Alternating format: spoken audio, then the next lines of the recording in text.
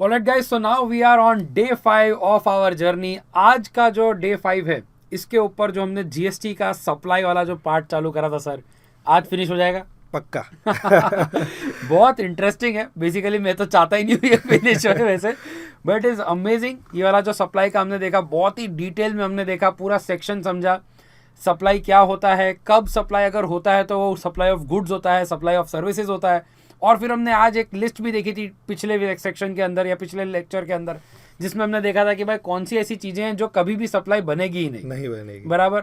जिसको हमने देखा था कि negative list for the government, positive list for us, और सर ने बोला था भाई अब से पॉजिटिव लिस्ट नहीं बोलने का है। एग्जैक्टली। सर आज का जो हमारा डे 5 है, डे 5 के अंदर हम सर कौन से पार्ट कवर करने वाले हैं? Sir day 5 the last section of a supply. Okay, अपना तो दूसरा सेक्शन ही है, करेक्ट। तो सेक्शन 8 ओके, पढ़ने जा रहे हैं। सेक्शन 8 के अंदर सर 2 जीरो है, तो 2 चीज पढ़नी है। करेक्ट। तो क्या पढ़ेंगे सर? हमने सेक्शन 8 का एक पार्ट तो कंपोजिट सप्लाई करके करेक्ट। स्केड्यूल में पढ़ा ही था सर। कौन सा स्केड्यूल था? स्केड्यूल 2 था। 2 वहां पे हम वर्क्स कॉन्ट्रैक्ट सीख रहे थे। करेक्ट, वहां पर लिखा हुआ था। रेस्टोरेंट सर्विस पढ़ रहे थे कि वो they are the classical example of the composite supply. तो उससे तब हमने बोला था कि इन डेप्थ में पढ़ेंगे under the end of supply. Section 8 के अंदर हम पूरा डेप्थ में पढ़ेंगे। करेक्ट। तो सर स्टार्ट करते हैं section 8 the composite supply and the mix supply. Correct. तो सर ये एकदम सुपर चीज बताने जा रहा हूँ कि हमें पढ़ना एक ही है जो हमने पढ़ चुका है, कंपोजिट सप्लाई ही पढ़ना है, जो हमने ऑलरेडी बहुत कुछ देख लिया है, बट डेप्थ में एक बार देख लेता है। तो सर सबका फोकस होना चाहिए कंपोजिट सप्लाई के ऊपर। ओके। और सेक्शन 8 का एक लिटरेट टेक्स्ट क्या कहता है इधर से देखते हैं, and then we will analyse it in a more detail. Okay. The tax liability on a composite or a mixed supply shall be determined in the following manner. Okay. A composite supply comprising of two or more supplies, one of which is a principal supply, shall be treated as a supply of such a principal supply.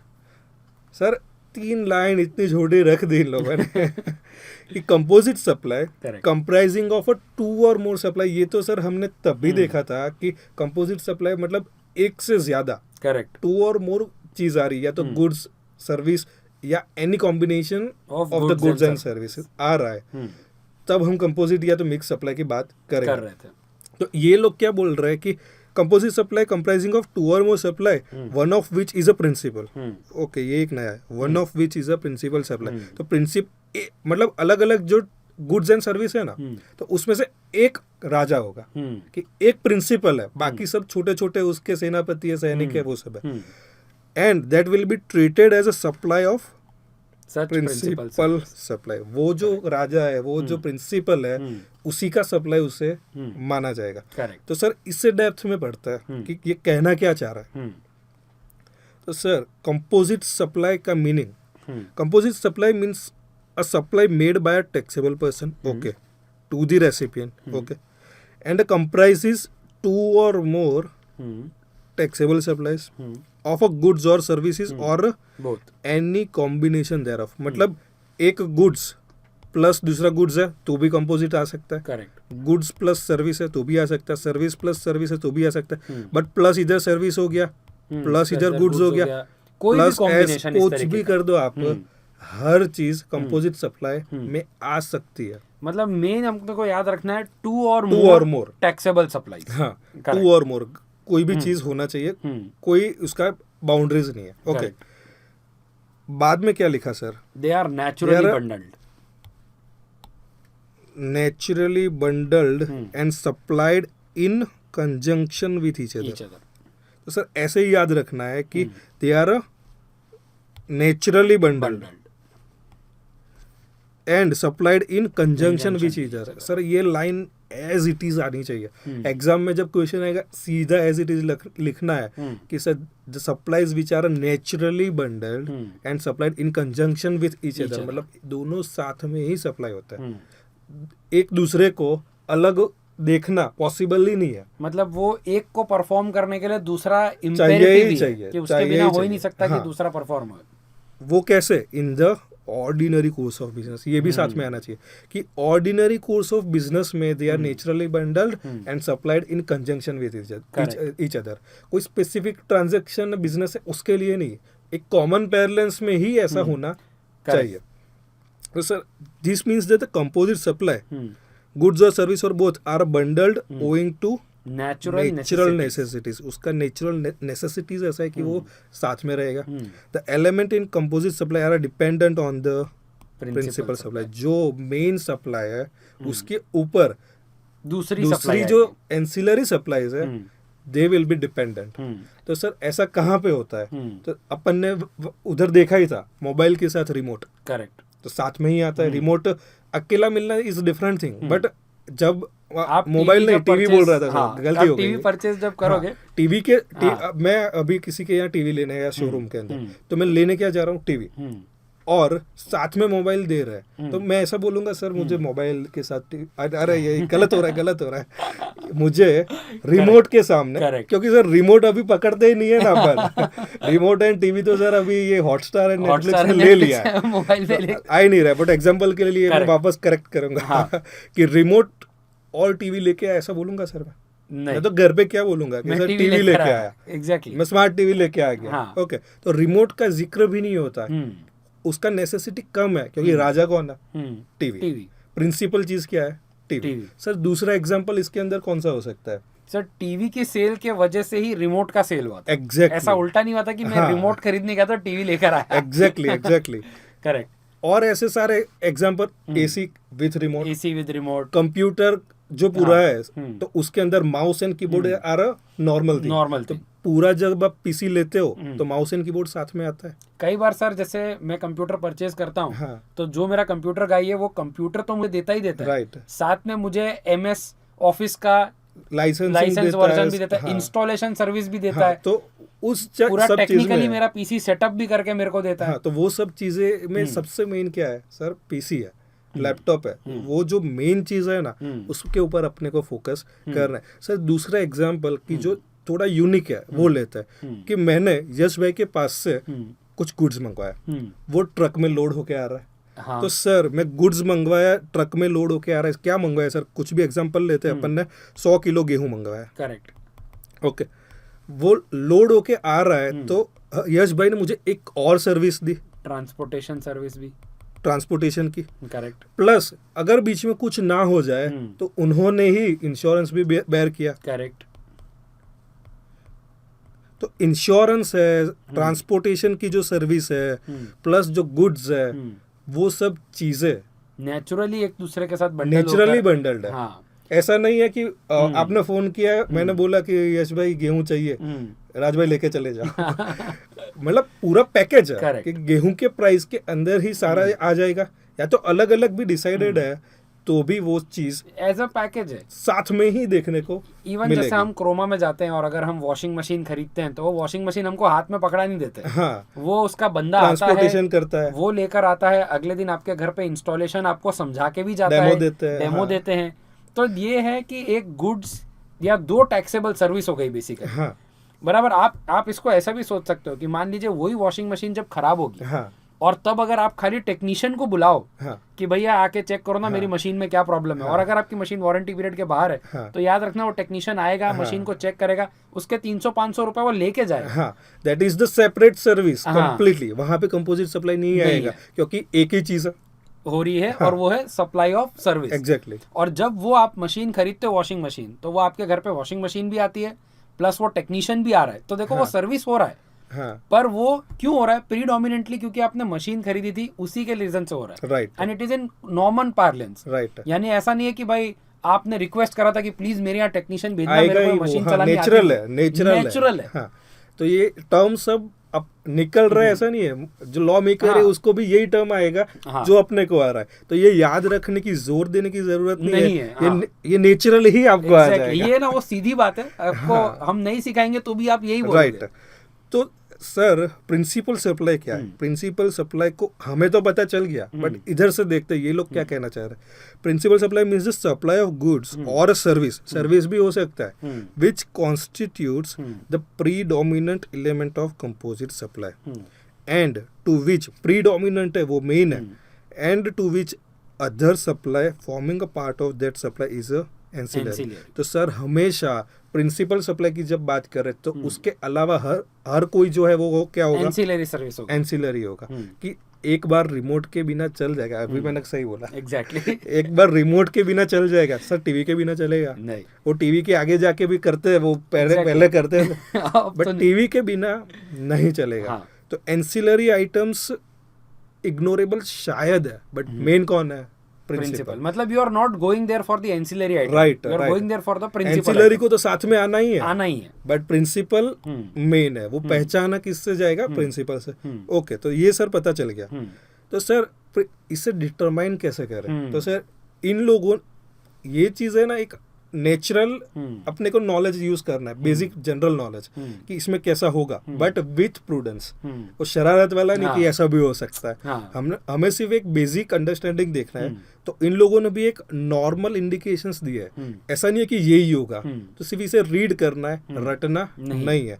तो ये सब चीजें जो है ना sir, read करके छोड़ देना है, क्योंकि they are not a law.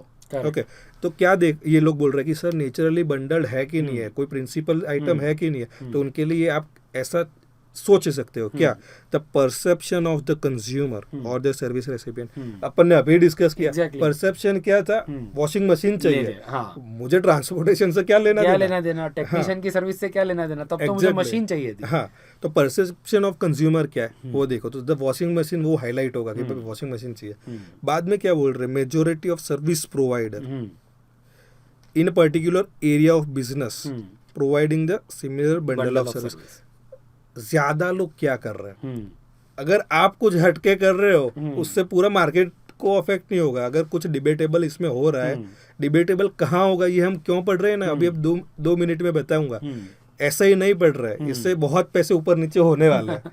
Okay, तो मेजोरिटी सर्विस प्रोवाइडर है वो क्या कर रहे हैं वो मतलब देखो, इंडस्ट्री में ये प्रेवलेंट, इंडस्ट्री स्टैंडर्ड क्या है। आप नहीं हो अकेले ऐसा करता, पूरी आपकी जो इंडस्ट्री है सभी ऐसा करते हैं। तो ट्रेड प्रैक्टिस क्या चल रहा है वो देखना है।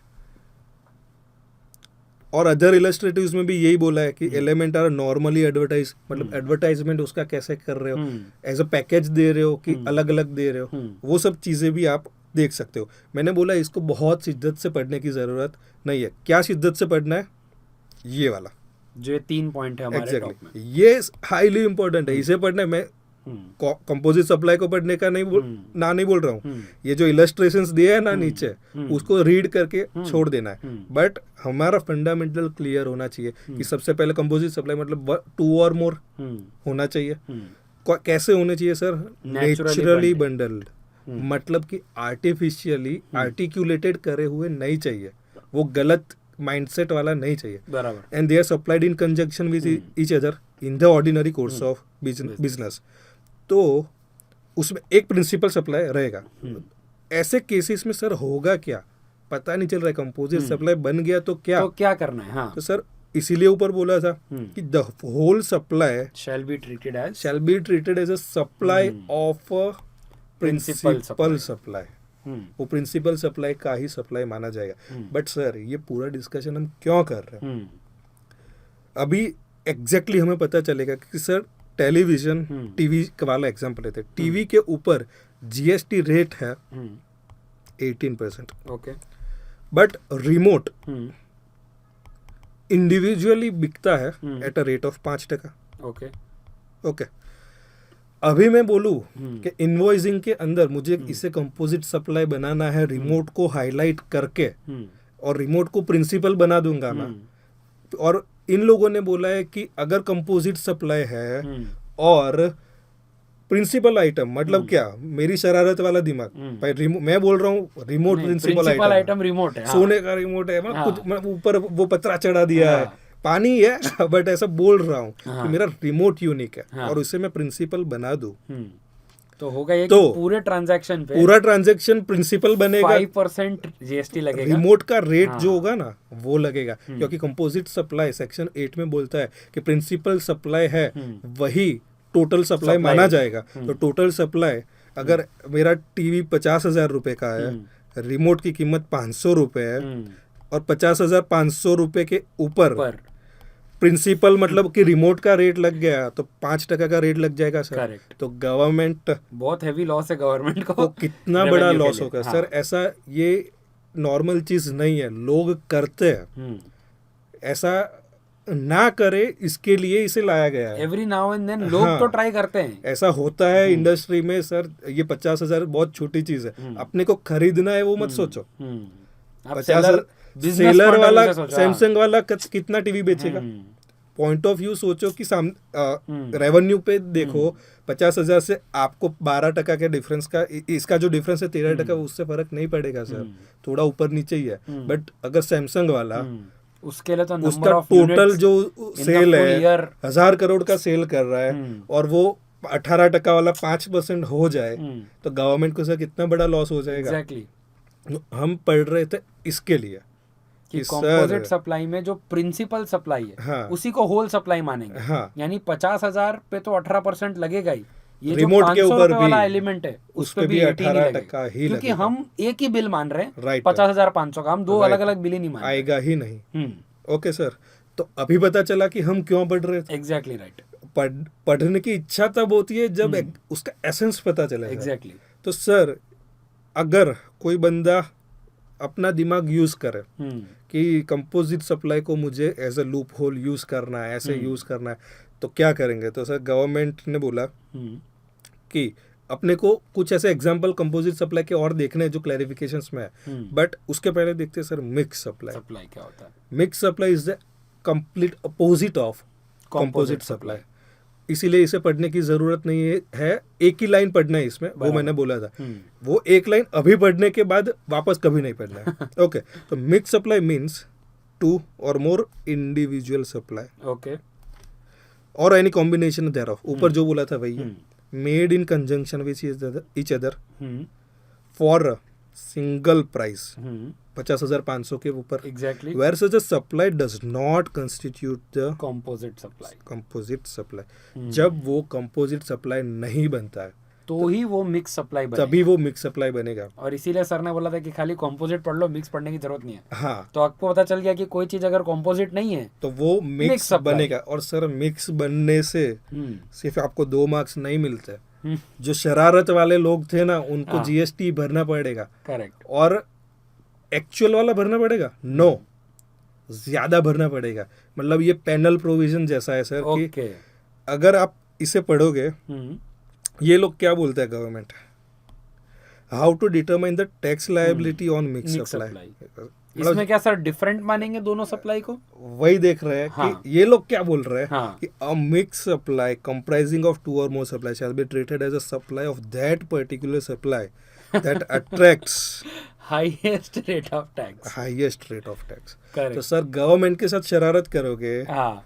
और कुछ भी छेड़छाड़ करने की चीज किया और Correct. बिल बन गया, हाँ। फिर बोलोगे सर ये कंपोजिट है। बट वो अगर प्रूव नहीं हुआ तो Composite जो prove नहीं हुआ, हाईएस्ट रेट है उसी पे पूरे बिल पे हाईएस्ट उसी रेट लग के जाए। ऊपर जीएसटी। इससे तो अच्छा हम जाएगा। अलग अलग बिल बना देते और ना ही कंपोजिट में जाते। एग्जैक्टली। ये थर्ड पॉइंट है कि सर ने जो बोला, ये एक थर्ड पॉइंट है कि अगर पहले अपन देखते कंपोजिट सप्लाई देखते हैं। कंपोजिट सप्लाई क्या बोल रहा है कि जो प्रिंसिपल आइटम होगी ना उसका रेट लगेगा। Correct. तो टीवी का रेट 5% होता, अपने एग्जांपल में 18 था, टीवी का रेट 5% होता, रिमोट का 18 होता, तो दोनों पे कौन सा देते? तो सर 5 ही देते। तो वहां पे फायदा होता। एग्जैक्टली। क्योंकि ये किसी को कंपोजिट सप्लाई इज्जत करता है नॉर्मल लोगों की, नेचुरली हाँ, बंडल है कि करेक्ट। वो जो बोलता है ये होना चाहिए, ऐसा है, भले कम मिले, हमने रेट ही ऐसा रखा है। ओके, तो कंपोजिट सप्लाई सीधी बात ही कर रहा है। अगर प्रिंसिपल आइटम पे कम रेट है तो कम लेने का, ज्यादा है तो ज्यादा लेने का, बहुत नाटक नहीं करना। बट मिक्स सप्लाई के अंदर क्या है सर, आप शरारत कर रहे हो। इसके अंदर आर्टिफिशियली कुछ आप बंडल करने की कर कोशिश कर रहे तो सर इसका एग्जाम्पल तो आपने बताया नहीं कि सर अगर मैं एसी को एंड टीवी को साथ में बेचूं, अच्छा, whether they are naturally bundle? नहीं। एसी के ऊपर सर 28% जीएसटी है एंड टीवी के ऊपर 18% है मान लीजिए, 18% है। हाँ। और मेरा टीवी आ रहा है 1 लाख रुपए का, एसी का वैल्यू है मान लो 30-40 हज़ार रुपए।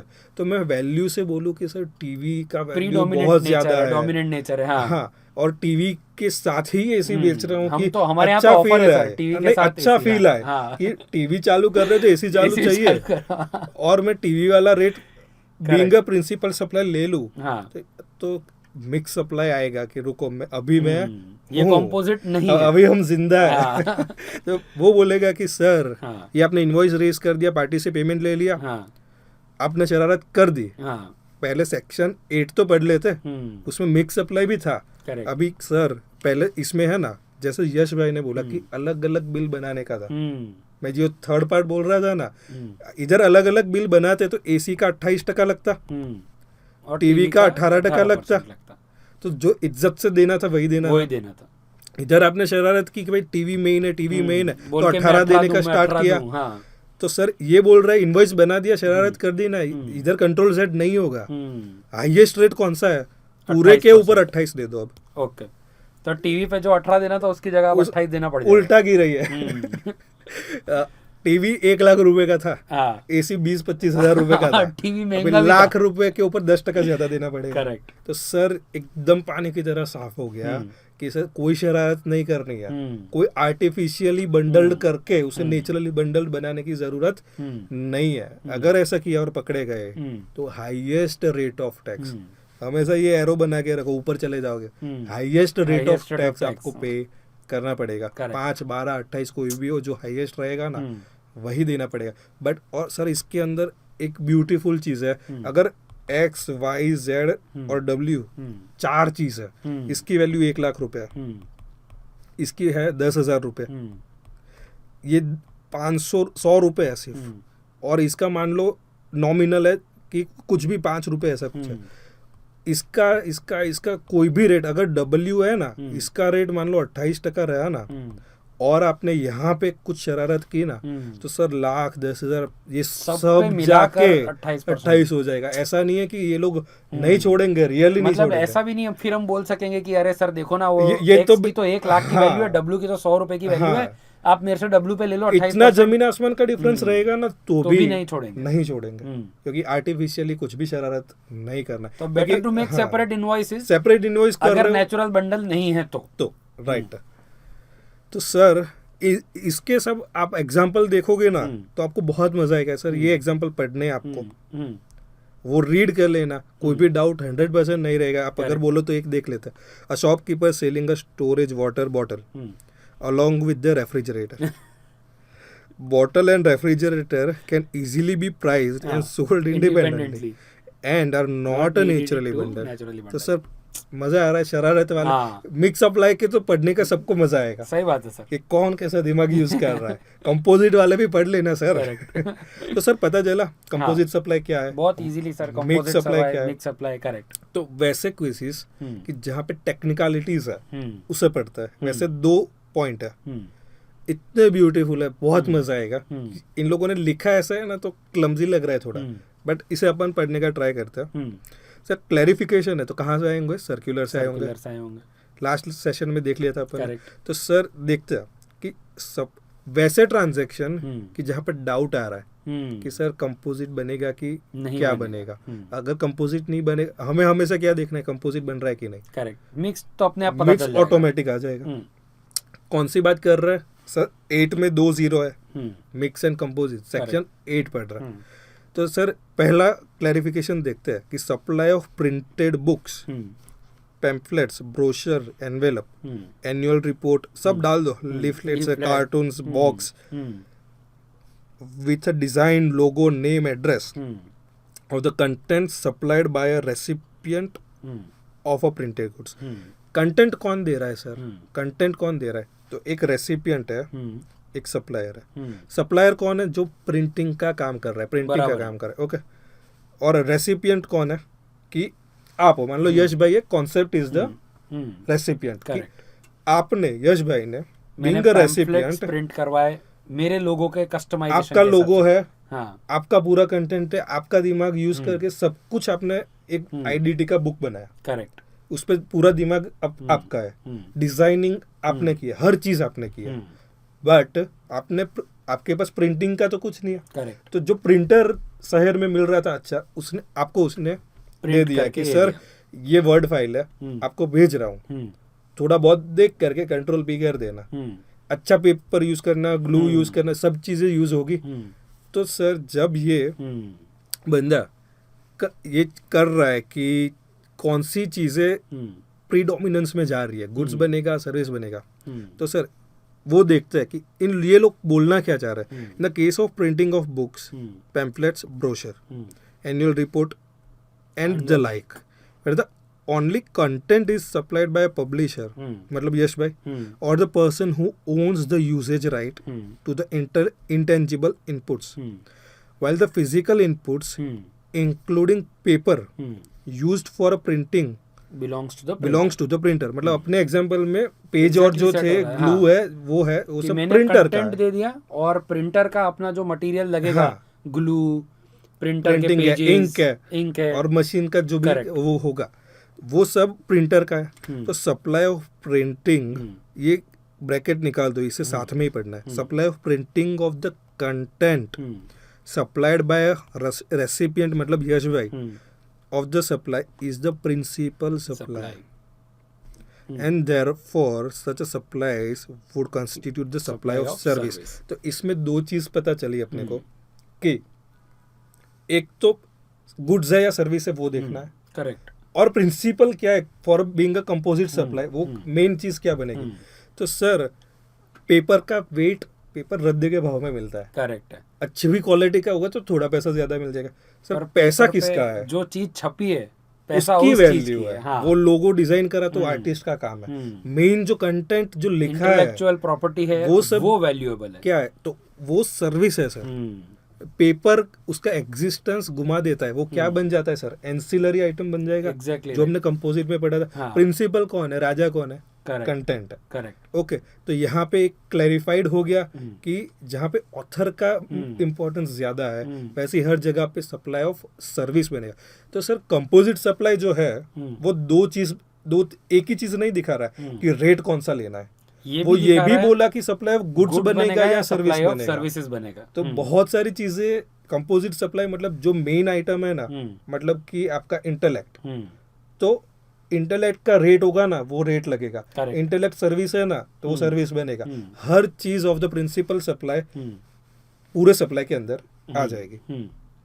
तो ये क्लैरिफाई हुआ, मतलब कि वो ऐसा नहीं मानना है कि वो मुझे पेपर दे रहा है, हाँ जी, कि प्रिंटेड पेपर वो मुझे दे रहा है तो सप्लाई ऑफ गुड्स है। Right. ये मानना है कि ये ट्रांजैक्शन में इंटेलेक्चुअल प्रॉपर्टी की वैल्यू सर्विस है, और उस तरीके से वो हाँ, चीज निकल कर ये कौन से पर्सपेक्टिव से देख रहे हैं, ये जो प्रिंटर है ना, हाँ उसके माइंडसेट से देख रहे हैं। एग्जैक्टली। सर ये कोई भी डाउट आए ना तो कमेंट में लिख दो, पूछना हो तो पूछ लो, कैसे भी अपने पास वो डाउट का मैकेनिज्म भी है। करेक्ट। कुछ भी पूछ लेना, हाँ। हर चीज ये एकदम पानी की तरह साफ है। बट यहाँ पे मुझे डाउट आ रहा है कि सर आपने ये बुक तो बना दी, ऐसी 1000 बुक बना दी, अब आप उसे सेल कर रहे हो, तो क्या होगा सर। वो प्रिंटर के पॉइंट ऑफ व्यू से मुझे नहीं देखना है, Correct. आपके पॉइंट ऑफ व्यू से देखना है। हाँ। तो नीचे का जो पॉइंट है ना सर, हाँ। ये उसी की बातें कर रहा है। ओके देखते हैं, in case of supply of printed envelopes, okay letter cards, printed box, Boxes. Tissue, napkin, wallpaper, printed मतलब ऑलरेडी प्रिंटिंग हो चुका है और उसका हम सेल कर रहे हैं by the printer using its physical inputs including paper. कौन है सर, प्रिंटर।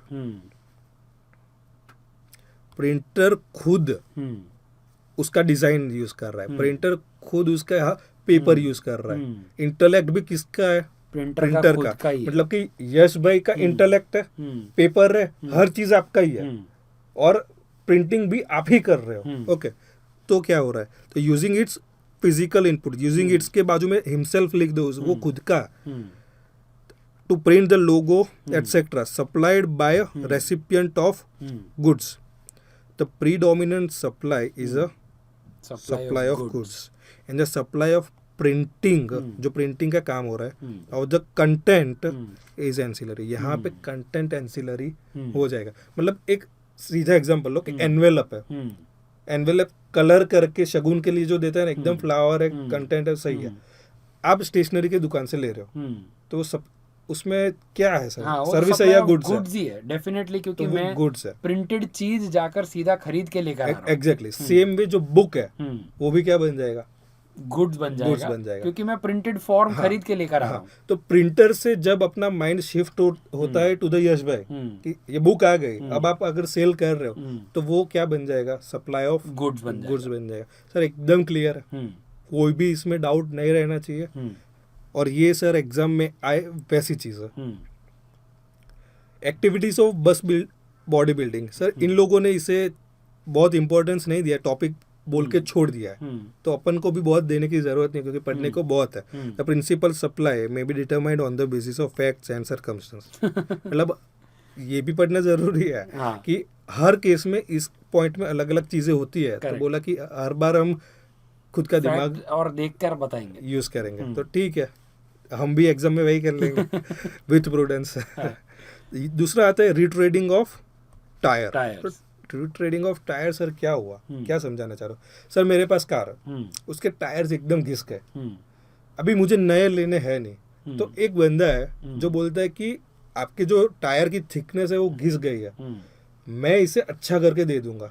तो वो क्या करेगा? वो टायर के अंदर थोड़ा रबर डालेगा, पेंटिंग करेगा, उसका मशीन वशीन गरम वरम करके वो उसके साथ सीधा टायर एकदम नया जैसा करके दे देगा। तो इसके अंदर उस गुड्स है या सर्विस है, वो समझने की जरूरत है कि predominant element is the process of retreading which is a supply of service. Rubber used for retreading is an ancillary supply. वापस कंपोजिट जैसी चीज आ गई।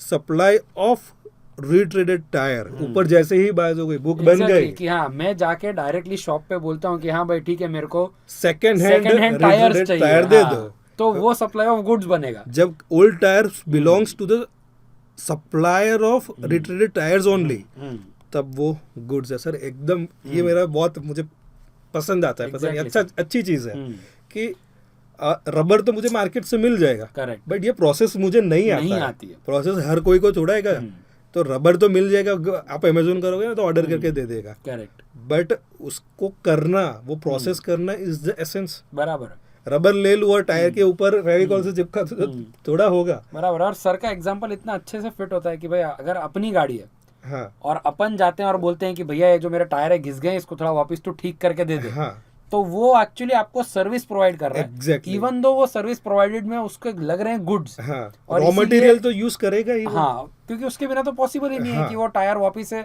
अच्छा सा फॉर्म वापिस लेकर आए, रबराइज उसके अंदर आए।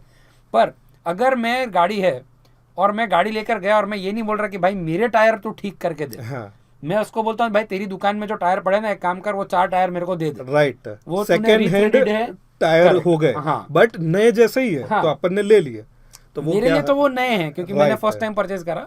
बट अगेन सर ने बोला था कि वो रीथ्रेडेड टायर है, मतलब वो सेकंड हैंड टायर है for the supplier, not for you. Right, हाँ, तो एकदम सुपर पॉइंट था। Exactly sir. और इससे सर ऊपर वाला पॉइंट और क्लियर भी होता है, हाँ, प्रिंटिंग वाला और क्लियर होता है। हाँ, मतलब दोनों में कोई भी डाउट रहना नहीं चाहिए। जहाँ पे सर्विस, सर हम कौन सा प्रोफेशन चूज कर रहा है, जो सर्विस देता है, Exactly. सर्विस की इज्जत करना हाँ, जरूरी है। ये हमें ये 2 पॉइंट सिखाता है। करेक्ट। और सर अब हम आते हैं लास्ट 2 पॉइंट के ऊपर कि जो हमारे ये चैप्टर में करने बाकी है। Okay. हमने सर कैसे पढ़ा ना, वो भी इम्पोर्टेंट है कि सर प्रोविजन जो इम्पोर्टेंट है वो पढ़ो, बाद में ये सर्क्यूलर्स एंड वो लास्ट सेशन में देख रहे हैं और कुछ छूट गया, मतलब कि अपन ऐसे ऊपर नीचे करेंगे, क्योंकि अगर बीच में अभी अपन आते कॉस्ट पेट्रोलियम के ऊपर, ये भी एक सर्कुलर है सर। हाँ जी, तो हमने लास्ट सेशन में देखा था कि यश भाई ने बोला था कि क्लैरिफिकेशन एंड सर्क्यूलर जो आ रहा है वो कौन से होते हैं सर? इंडस्ट्री स्पेसिफिक होते हैं। हाँ। तो एक डाउट आया इन लोगों को, सर ये हम जो अभी पढ़ रहे हैं ना, वो सप्लाई पूरे चैप्टर के ऊपर आधारित है, वो मिक्स सप्लाई के ऊपर है, ऐसा कुछ नहीं है। पूरे सब्जेक्ट का जो सप्लाई है ना, उसके अंदर जो जो सर्क्यूलर बाकी है, वो 2 जो इम्पोर्टेंट है वो अपन पढ़ रहे हैं। ओके, तो हमें ये भी समझना है कि अगर ये फ्लो में, इंस्टीट्यूट के फ्लो में पढ़ते हैं, तो सर ये कॉस्ट पेट्रोलियम सर पता ही नहीं चलता, क्योंकि इतनी टेक्निकलिटीज में आप स्टार्ट में नहीं जा सकते। हाँ। तो फ्लो पकड़ना कि कैसे पढ़ना है, वो भी आपको धीरे धीरे साथ में सीखना है। सिर्फ इसका एडवांटेज आपको बाकी के साथ पेपर में भी मिलेगा, ये हम पूरा ट्राई करेंगे कि पढ़ना कैसे है। ओके, तो स्टार्ट करते हैं कि taxability of cost petroleum from the scratch, zero से पढ़ेंगे कि कॉस्ट पेट्रोलियम क्या है। तो सर एक ब्रीफ देता हूँ कि सर एक मोदी जी है, ओके, और एक अपने है अदानी।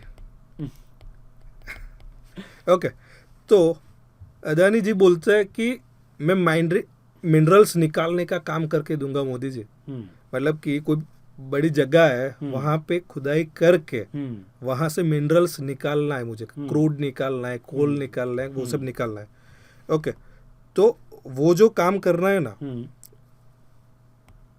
उसके लिए लैंड किसकी है? गवर्नमेंट की है। तो वो बोल रहे हैं कि मुझे लैंड दे दो, बाकी सब मैं देख लूंगा। मोदी जी बोल रहे हैं शांति शांति, मतलब पार्टनर के जैसा थोड़ी बात कर रहे हुए, मैं गवर्नमेंट में हूँ। तो वो बोल रहे हैं कि चलो करते हैं, बट जो भी कुछ फायदा होगा उसमें से एक कट मुझे नहीं, गवर्नमेंट को आपको देना पड़ेगा। तो अदानी जी ने बोला सही है, क्योंकि आपकी लैंड यूज कर रहे हो, गवर्नमेंट की लैंड यूज कर रहा हूँ। तो उन्होंने कंस्ट्रक्शन स्टार्ट कर दिया। तो पूरा रोलिंग क्या घूम रहा है कि सर एक बड़ी सी जगह है, वहां पे अदानी जी को खुदाई करनी है, मिनरल्स निकालना है, कुछ कमाना खुद को है, कुछ देश को देना है। ओके, तो अब पढ़ना स्टार्ट करते हैं कि when oil exploration of and production contract gets a licence और a lease to mines to mine the petroleum crude and or a natural gas, कुछ भी हो, from the government, it enters into a production sharing contract. नाम दे दिया production sharing contract. मतलब कि जो भी हमने प्रोड्यूस करा है वो शेयर करेंगे। Okay, the relationship of the contractor with the government is not that of a partner. Sir, government के साथ partnership नहीं होती, but that of a licensor and licensee. As per the contract, when the contractor discovers the oil, he is at a first entitled to recover the cost. Sir Adani क्या बोलेंगे? पैसा कौन लगा रहा है? जमीन तो देश की है, गवर्नमेंट की भी नहीं है, पूरे देश की है। बराबर। ओके, तो वो बोल रहे हैं कि सर मैं खर्चा कर रहा हूँ और अभी तो थोड़ा ही निकला और गवर्नमेंट मांगेगी तो मैं नहीं दे दूंगा। Correct. पहले मैं मेरा खर्चा रिकवर करूंगा। ओके, तो सबसे पहले वो क्या करेंगे? अपना खर्चा रिकवर करेंगे। ओके, तो वो एंटाइटलमेंट किसका है कि वो पहले कॉन्ट्रैक्ट कॉस्ट को रिकवर करेगा। Contract cost involve in the extraction of oil gas जो भी हो from the total sale proceeds, and thereafter he is expected to share with the government the profit. उसके बाद में कुछ बचा, उसमें से वो गवर्नमेंट को दे देंगे। द वैल्यू ऑफ पेट्रोलियम, यहाँ से पढ़ना है सर, ऊपर वाला स्टोरी है। The value of petroleum which contractor is entitled to take in a year for a recovery of cost is the cost petroleum. Sir नया टर्म है, बहुत अच्छा याद रखना है, टेक्निकल टर्म है कि सर कॉस्ट पेट्रोलियम क्या है। द नेम इटसेल्फ सेज कि कॉस्ट जो है ना रिकवर करने का, वो रिकवर करना मतलब टोटल सेल प्रोसीड से जितना पोर्शन आप कॉस्ट रिकवर करने के लिए डाल रहे हो ना, that is the cost petroleum. Cost recover करने के लिए मैं कितना डालूंगा? जितना कॉस्ट होगा उतना डालेंगे। ओके, जितना कॉस्ट होगा उतना ही डालेंगे। तो सर फॉर एग्जांपल हम एक देखते हैं कि सर टोटल अदानी जी ने 100 करोड़ रुपए लगा दिया इन द माइनिंग। ओके, अभी कुछ मिला, ऑयल निकलना स्टार्ट हो गया धड़ धड़ धड़, और टोटल 150 करोड़ रुपए का ऑयल अवेलेबल, 150 करोड़ की जितनी वैल्यू हो ना उतना ऑयल अवेलेबल हो गया। करेक्ट। ओके, तो सर ये सर्क्यूलर क्या बोल रहा है? अदानी जी सबसे पहले क्या करेंगे? 100 करोड़ रुपए पहले तो भाई जो लगाए थे वो वापस खींच लो, बाकी कितना बचेगा? 50 करोड़ बचा, 50 करोड़ बचेगा। तो आगे बढ़ते। तो मतलब सर पहले 100 करोड़ में हाँ जी, जो 150 करोड़ रुपीस का टोटल हमारे को ऑयल रिसीव हुआ है या मिनरल्स अवेलेबल हुए हैं, उसमें से पहले 100 करोड़ में से गवर्नमेंट को कुछ भी नहीं जाएगा, पूरा, क्योंकि गवर्नमेंट ने तो सिर्फ लैंड दी है। करेक्ट। पहले तो खर्चा जो अदानी है, अंबानी है, किसी ने भी किया है, जो भी कॉस्ट उसका लगा है वो ऑयल रिकवर करने के लिए, वो मिनरल्स रिकवर करने के लिए, पहले वहां तक पूरा उसी को मिला। मतलब वो आदमी का ब्रेक इवन होना जरूरी है, वो प्रूडेंस भी है, वरना तो वो लॉस का धंधा थोड़ी करेंगे। एग्जैक्टली। मान लो ऐसा हुआ कि 100 करोड़ का है, जितना मिला वो 90 करोड़ का ही है, तो वो भी पूरा का पूरा उन्हीं का वो मिलेगा। 90 करोड़ तो उनको ही मिलेगा, क्योंकि 10 करोड़ का एक्चुअल लॉस वो बेयर करेंगे। करेक्ट। वो रिस्क लेके ही ये धंधा कर रहे हैं। ओके, तो सबसे पहले तो वो क्या करेंगे, अब अपना कॉस्ट निकाल दो। कॉस्ट निकाल दो मतलब क्या, पेट्रोलियम से कॉस्ट पेट्रोलियम निकाल दो। करेक्ट। टोटल सेल से कॉस्ट पेट्रोलियम पेट्रोलियम निकाल दो। Further the total value of petroleum produced, मतलब कितना, 150 crore, correct, and saved from the contract area in a particular period as reduced by cost petroleum is called the profit petroleum. तो मतलब आप बोल रहे हो जो 50 करोड़ बचा है इसको हम प्रॉफिट पेट्रोलियम बोलेंगे। प्रॉफिट पेट्रोलियम 50 करोड़ जो बच रहा है, that is our profit petroleum. Sir सीधा मैथ्स जा रहा है। सर आप बोल रहे थे टेक्निकल है, कुछ नहीं दिख रहा। अपन इतना सिंपल कर ही देंगे कि टेक्निकल नहीं लगेगा। और सर ये 50 में से ही गवर्नमेंट का कट होगा। एग्जैक्टली, वो ही नेक्स्ट लाइन है कि मोदी जी तो राह देख के बैठे थे कि भाई जैसे ही प्रॉफिट इतनी लंबी जगह दे दी है, माइनिंग करे जा रहे हैं, अपना क्या। तो ये लोग बोल रहे हैं कि the governments share of a profit petroleum which is the consideration paid by a contractor to the central government for a service of grant of license to explore the mine is exempt from GST। दे रहे वो बात नहीं की इन लोगों ने, पर देना ही है। तो सर 50 करोड़ में से मान लो 50-50 का शेयरिंग, तो 25 करोड़ कौन रखेगा, गवर्नमेंट। करेक्ट। 25 करोड़ और जो बचा उसका देखते हैं बाद में। तो 25 करोड़ जो गवर्नमेंट रख रही है, उसने, गवर्नमेंट भी जबरदस्त है, मैं रख रही हूँ ना ऐसा नहीं बोल रही है। क्या बोला कि जो मैं रखूंगा उसके ऊपर जीएसटी नहीं लगेगा। रखने की तो बात करो पहले। गवर्नमेंट से पैसे काटेंगे तो वो तो पॉसिबल है नहीं। गवर्नमेंट ने सबसे पहले खुद का सोच लिया कि जो मुझे 25 करोड़ मिल रहा है ना, उसके ऊपर जीएसटी की बात मत करना। अरे करे तो भी क्या होगा, 25 करोड़ रुपए गवर्नमेंट के पास जा रहे हैं, 18 का जीएसटी लगा दिया तो भी गवर्नमेंट के पास ही जाने वाला था। ओके, तो फिर भी एग्जेम्प्ट है। हर बार पूरा गवर्नमेंट के पास नहीं जाता, कुछ स्टेट गवर्नमेंट के पास रहेगा, कुछ सेंट्रल के पास जाएगा। एग्जेम्प्ट कर दिया तो सारा किसके पास जाएगा, जिसने ऑर्डर दिया। मेन स्टार वाला चीज अब आता है। तो सर ये तो सीधा सर कहाँ पे डाउट था, क्लैरिफिकेशन सर्कुलर आया क्यों? डाउट के बिना तो सर्कुलर आएगा ही नहीं।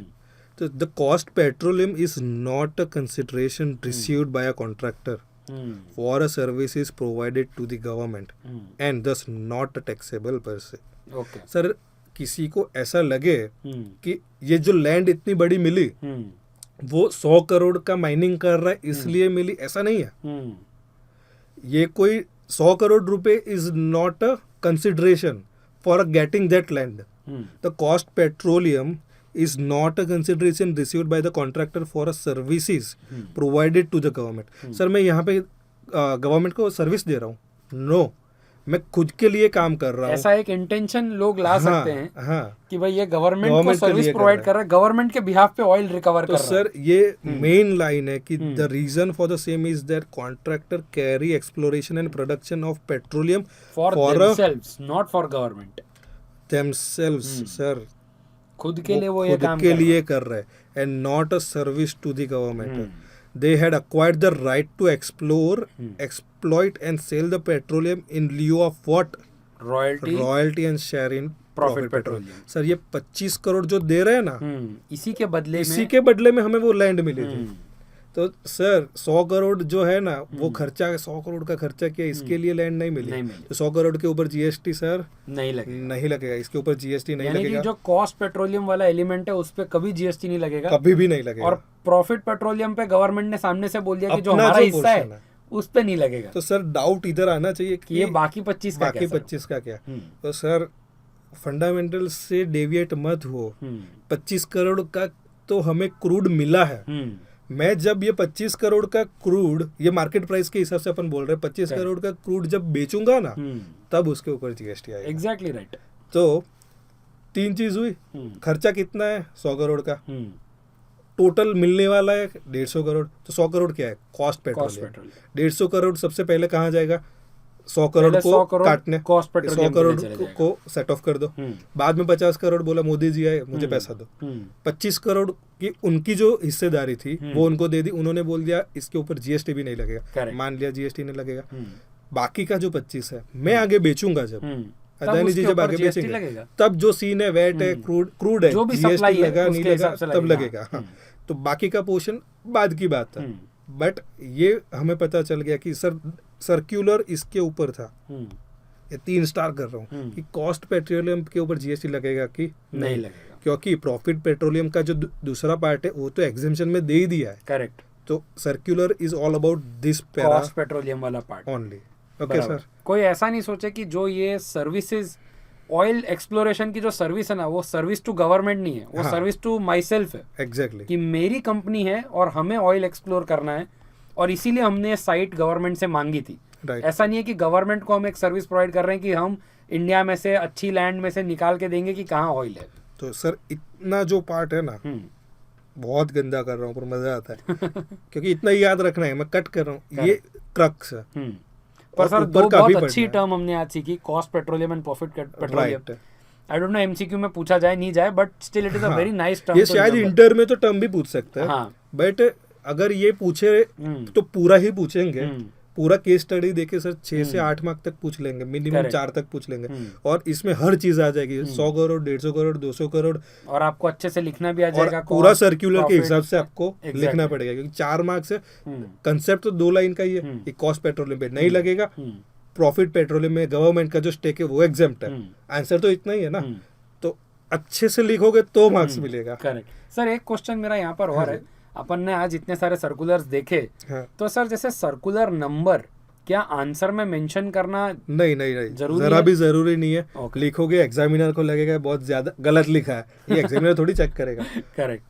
वो रिक्वायर्ड उतनी डेप्थ में जाने की जरूरत नहीं है, और जो इतनी डेप्थ में रियली जाते हैं ना सर, वो सिर्फ भटक जाता है। और मैंने ऐसे लोग देखे हैं सर कि वो वैसी चीज पे फोकस कर देता है कि सर मैं ये भी याद रख लूंगा, ये भी याद रख लूंगा, एयर 1 लाना है, बट इससे एयर 1 नहीं है। इम्पोर्टेंट क्या है? हाँ, सेक्शन नंबर याद रखो, रूल्स इंपॉर्टेंट है याद रखो, मेन तो सबसे पहले रेसिपी पता होनी चाहिए, टॉपिंग तो बाद में होगा ना सर। एग्जैक्टली। तो बेस अच्छा होना चाहिए, टॉपिंग जितना भी करोगे वो उसकी लिमिटेशंस में करना जरूरी है। ऐसा नहीं हो जाए कि बेस खोखला हो जाए और टॉपिंग ही बढ़ खाली जाए। टॉपिंग की मैं सर्कुलर नंबर याद रखने पे इतना फोकस नहीं होना चाहिए कि सर्कुलर का कंटेंट ही ध्यान नहीं रह रहा है। And let me tell you, CA final में इतना टाइम तो नहीं ही मिलेगा कि नहीं 2 मिलेगा, लाइन नहीं भी मिलेगा। ज्यादा पढ़ो। इंटर में भी नहीं मिलता सर, हाँ, फाइनल में कहाँ मिलेगा?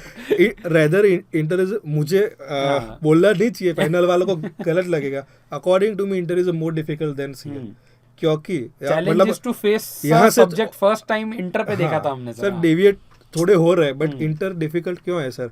इंटर में आपको 9-10 महीने मिलता है, सीए फाइनल में आपको 3 साल मिलता है। एग्जैक्टली। 9 महीने मतलब तलवार की धार पे चलना है, आप फॉल बैक नहीं कर सकते, एकदम डिसिप्लिन वे में आपको पढ़ना है। और सीए फाइनल में मतलब जो डिसिप्लिन वाला है, I am not a person of discipline, मैं बोलने से मैं नहीं डरता, क्योंकि मेरा ऐसा है कि मैं कल पूरा दिन नहीं पढ़ूंगा, बट परसों मेरी कैपेसिटी है कि मैं 18 घंटे पढ़ लूंगा। तो ये डिसिप्लिन नहीं है, ये नहीं कर रहा है। मैं बोलता हूँ नहीं करना है, क्योंकि मेरा विल पावर स्ट्रांग है ना, तो मैं 2 दिन बिना सोए पढ़ सकता हूँ, 2-2 3-3 घंटे सोए, बट ये डिसिप्लिन नहीं है। हेल्थ खराब होगी, मजा नहीं आएगा, सिर्फ विल पावर। हाँ, रोज 4 घंटे 5 घंटे पढ़ से अच्छे मार्क्स ला सकता है, बट इंटर ऐसा है कि आप सीधे नहीं गए ना तो गिर जाओ, बट सीए फाइनल में आप गिर के खड़े होके वापस गिर के खड़े हो सकते हो।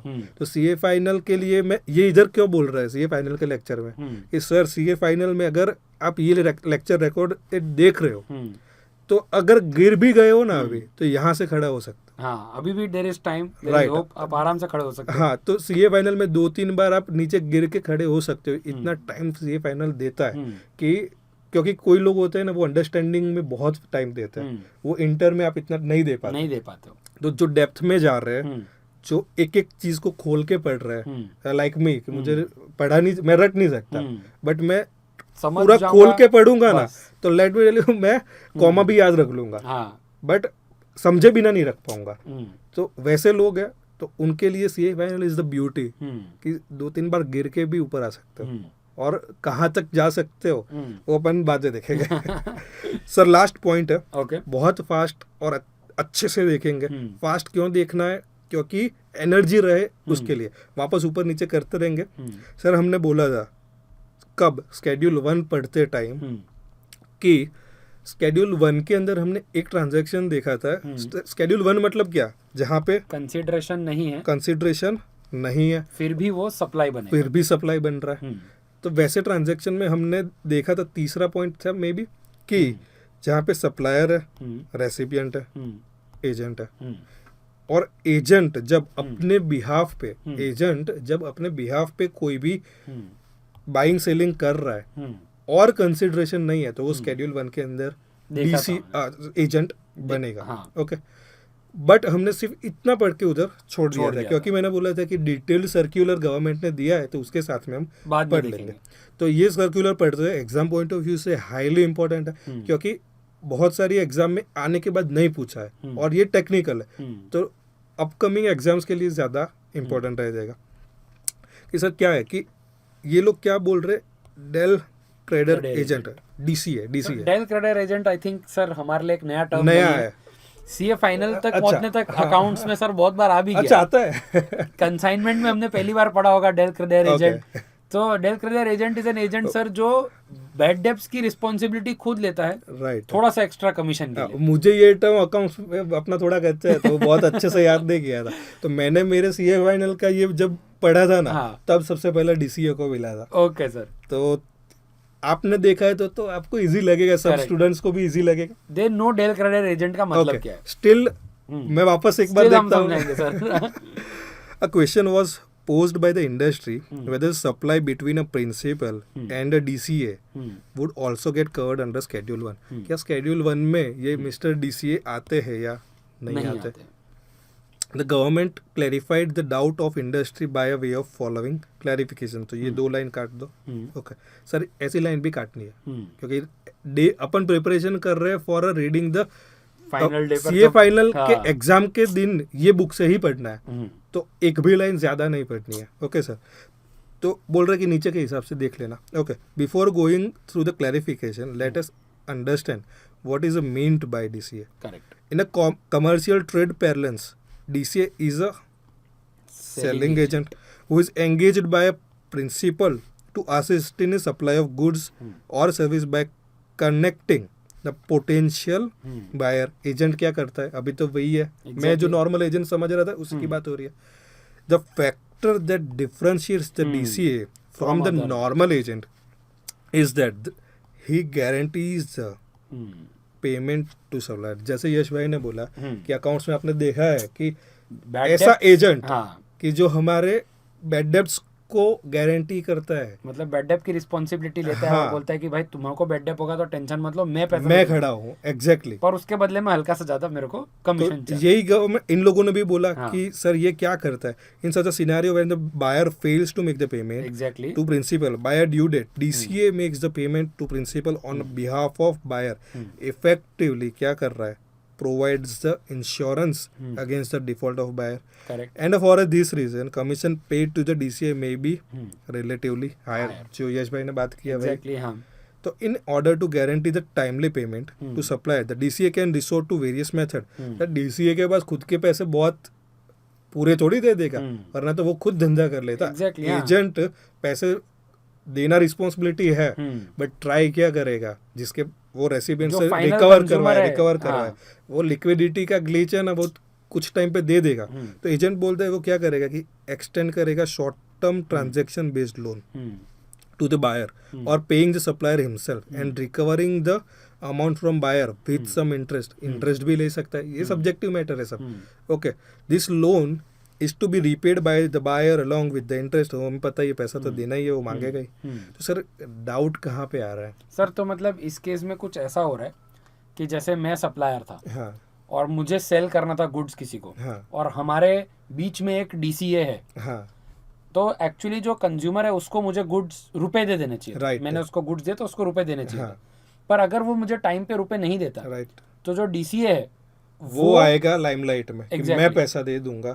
क्योंकि मैं जो डीसीए है वो सप्लायर की और फिक्स है कि उसे तो पैसा देना ही पड़ेगा. कॉन्ट्रैक्ट में लिख दिया है कि अगर बायर नहीं दे रहा है, अगर रेसिपिएंट नहीं दे रहा है, तो कौन देगा? डीसीए देगा. मतलब लोन में जो गारंटर होता है ना, वैसा ही चीज हो गया. तो सर डीसीए ने मुझे रुपए दे दिया. अब डीसीए ये चाहेगा तो रिकवर करेगा फ्रॉम द मी. मतलब रेसिपिएंट हाँ, जो भी है recipient उसके था, पास से उसे रिकवर करना करना है, वो उसका लुकआउट हो जाएगा। और सर इसमें जैसे हमने देखा एक ऑप्शन और है हाँ कि डीसीए मेरे को पैसे नहीं दे रहा हाँ सप्लायर को, डीसीए बायर को लोन दे रहा है हाँ, और बायर मेरे को पैसा दे देता है। मतलब वही कोई हुआ, भी एक तरीके से ये मतलब जो डीसीए हाँ, है वो सप्लायर को पैसा दे देगा, एग्जैक्टली और बायर जो है मतलब मैं रेसिपिएंट जो था वो सप्लायर क्या बोलेगा कि राज भाई पैसा आ गया तो मैं खुश हो जाऊंगा। वो क्या बोलेगा, मैंने उनको पैसा दिया है ऑन योर बिहाफ, आपको लोन दिया है, मैं क्यों पैसे दे दूंगा आपका। Exactly right. तो मुझे क्या किया कि राज भाई आपके पास 2 महीना पैसा नहीं है ना, तो चलो ठीक है मैं लोन दे देता हूँ, हल्का सा इंटरेस्ट भी ले लूंगा। तो ये एक एड ऑन सर्विस मुझे दी, डीसीए ने सर्विस मुझे दी नहीं देनी पड़ी, हाँ क्योंकि वो गारंटर था। हाँ उन्होंने अपन ने डिस्कस किया कि हायर ले लेगा वो, हायर कमीशन की भूख में वो एजेंट से डीसीए बना था। एग्जैक्टली वो मेरा टॉलरेंस क्यों ले रहा है, वो गारंटी क्यों दे रहा है कि थोड़ा कुछ ज्यादा कमीशन मिल जाएगा, तो एक्स्ट्रा कमीशन के तौर पे यश भाई से कॉन्ट्रैक्ट तो कर लिया कि सर मैं आपको, राज भाई का काम बहुत बढ़िया है, ड्यू डेट पे पैसा देंगे, नहीं देंगे तो मैं खड़ा हूँ। जब ये खड़ा हूँ बोला ना, तो यश भाई ने बोल्ड और इटैलिक में से याद कर लिया करेक्ट कि राज भाई ने पैसा नहीं दिया तो डीसीए तू मेरे को पैसा देगा। हाँ। राइट। तो अब अपन पढ़ते हैं कि डीसीए का प्रोसीजर कैसे होता है। तो सर इसमें एक तरीके से ऐसा हो गया हाँ। कि डीसीए मुझे भी एक सर्विस प्रोवाइड कर रहा है, हाँ जो अगेंस्ट कमीशन में हाँ। उसको दे रहा हूँ, और डीसीए आपको भी एक सर्विस प्रोवाइड करेगा हाँ। अगर आप टाइम पे पेमेंट नहीं कर रहा हूँ तो जो आपको सर्विस दे रहा है वो ब्रोकरेज का हाई वर्जन हो गया। मतलब अपन वर्जन बोले ना कि एक प्रो लेवल है, तो प्रो लेवल हो गया। नॉर्मल मान लो 1% ब्रोकरेज चलता है, तो आपको उसे 2% देना पड़ा क्योंकि मैं उससे प्रो सर्विस मांग रहा हूँ। हाँ कि वो आपका 100 रुपए का पूरा ले रहा है कि 100 रुपए की गारंटी मैं देता हूँ। करेक्ट। तो वो एक एडिशनल सर्विस हो गई, बट अच्छी वाली सर्विस हो गई, सप्लाई एक ही है। बट जब मैं डिफॉल्ट कर रहा हूँ तो वो मुझे बोल रहा है कि राज भाई थोड़े दिन के पैसे की देंगे रख लो, बट यश भाई के साथ पेमेंट देना जरूरी है क्योंकि मेरी जबान है उधर। ओके सर, तो हमने स्केड्यूल 1 में देखा था और वहां पे मैंने बोला था कि कुछ पोर्शन में उधर छोड़ रहा हूँ और वो हम यहाँ पे पढ़ रहे हैं। तो सर उसको एक बार याद कर लेते हैं कि स्केड्यूल 1 के अंदर क्या बोला था। स्केड्यूल 1 में बोला था कि एक सप्लायर है, एक रेसिपिएंट है और एक अपना एजेंट है। डीसीए नहीं बोला था, उधर एजेंट है। तो वहां पे स्केड्यूल 1 में कोई भी चीज सप्लाई कब बनेगी, तो वो बोल रहे थे कि agent undertakes the supply in his behalf. Okay, तो एजेंट कर रहा है, तो वो कब माना जाएगा, जब वो मान लो कि सप्लायर है ना उसका गुड्स बेच के दे रहा है। ओके, ये वाला एग्जांपल लेता है। हाँ। तो एजेंट क्या करेगा, सप्लायर टू एजेंट बोल रहा है कि मेरे नाम पे एक इनवॉइसिंग कर दो। ओके, सप्लायर बोलेगा कि गुड्स में बेच के दूंगा, बहुत आप टेंशन मत लो, पर मेरे नाम पे सेल बिल फाड़ दो। एजेंट क्या करेगा, रेसिपिएंट ढूंढेगा और उसे आगे सेल कर देगा। तो इनवॉइसिंग जो है, इनवॉइसिंग जो अपना हो रहा है ना, वो एक तरीके से सर आप ऐसा बोल रहे हो, हाँ जी, कि जैसे जो सप्लायर है, हाँ, सप्लायर को बेचना तो एक्चुअली रिसिपिएंट को था, राइट, पर रिसिपिएंट उसको अभी सामने है नहीं। हाँ, तो उसने क्या बोला, चल ठीक है मैं एजेंट के नाम पर टाइटल ऑफ गुड्स ट्रांसफर कर देता हूँ इनवॉइस देकर, राइट, क्योंकि इनवॉइस का पर्पस ये है कि सर अपने टाइटल ऑफ गुड्स दे दिया, पर इस टाइम पर एजेंट मुझे पैसे नहीं देगा। राइट, और इसीलिए सर वहां पर अपने ऐसा लिखा था कि कंसीडरेशन ना होता हुए भी अगर टाइटल सप्लायर से लेकर एजेंट को चले गया इनवॉइस के फॉर्म में, तो ये सप्लाई बन जाएगी। एग्जैक्टली वही बात है कि सप्लायर के पास रेसिपिएंट नहीं है, उसे सिर्फ गुड्स लाना आता है, बेचना नहीं आता। तो एजेंट ने बोला मुझे आता है, तू मुझे बेच दे, मुझे दे दे। ओके, तो सप्लायर ने मेन, सर मैं इनवॉइस के ऊपर फोकस क्यों कर रहा हूँ, इनवॉइस नहीं होगा ना तो एजेंट नहीं आएगा। मैं आपको पूछने वाला था सर कि अगर सप्लायर ने ऐसा करा कि रिसीवर को बेचना तो है, और एजेंट को बोला कि रुकना मैं तेरे नाम पर क्यों करूँ, तू पार्टी लेकर आ, जिस दिन तू पार्टी लेकर आएगा मैं रिसिपिएंट को बेच दूंगा डायरेक्ट, तब वो जीएसटी के तहत एजेंट नहीं बनेगा। सर वो ऐसे कॉमन पार्लेंस में उसका नाम एजेंट, वो एजेंट ही है, बट जीएसटी में स्केड्यूल 1 में सप्लाई बनने के लिए वो एजेंट, मतलब जीएसटी की एजेंट की डेफिनेशन अलग है, नॉर्मल एजेंट की डेफिनेशन, मतलब एजेंट की डेफिनेशन ऐसा सच नहीं दिया, बट एक अंडरस्टैंडिंग सप्लाई में जो एजेंट लिखा है उसके लिए। उधर स्केड्यूल 1 बोल रहा है कि एजेंट अपने बिहाफ पे वो कर रहा है, तो इनवॉइसिंग जो है, इनवॉइसिंग एजेंट के नाम पे होगा ना, तभी एजेंट की बात करेंगे पूरे जीएसटी में। एक बात फिक्स है, जब एजेंट आए और इनवॉइसिंग उसके थ्रू जा रहा है तो ही वो एजेंट तभी है। वो एजेंट है in the whole GST. GST तो सप्लायर है वो एजेंट को बिल देता है, इनवॉइस देगा, मतलब उसके नाम पर टाइटल ऑफ गुड्स ट्रांसफर हाँ। हो गए, एजेंट फिर- पैसा तो देगा नहीं, फिर supplier को एजेंट भी। क्या करेगा, रेसिपिएंट को बिल बना के दे देगा हाँ। अपने नाम से। सर ये याद रखना है, हाँ। इसमें लिखा गया कि agent sells the goods in his own name, तो अपने नाम से वो रेसिपिएंट को दे देगा। यहाँ पे कंसिडरेशन ना हो तो भी सप्लाई बनेगा, और कंसिडरेशन हो, अज्यूम कि यहाँ पे कंसिडरेशन है, यहाँ पे कंसिडरेशन, तो वो दोनों तो ही सर transaction दो supply हो अलग गए। हाँ। दो अलग सप्लाई बन गए। करेक्ट, हाँ। तो सर एकदम क्रिस्टल क्लियर हो गया स्केड्यूल 1 के Exactly अंदर right। कि हम क्या बात करें, कंसिडरेशन नहीं है, कंसिडरेशन नहीं है, फिर भी एजेंट बीच में आ रहा है, मतलब एजेंट ने खुद के नाम पे इनवॉइसिंग करवाया, करेक्ट, और कंसिडरेशन ना हो तो क्या ये जीएसटी के अंदर सप्लाई बनेगा? तो स्केड्यूल 1 बोलता है कि सर यस ये बनेगा, और कंसिडरेशन आया तो बनना ही है, बनना ही है। तो दो अलग अलग सप्लाई बन हाँ। गए।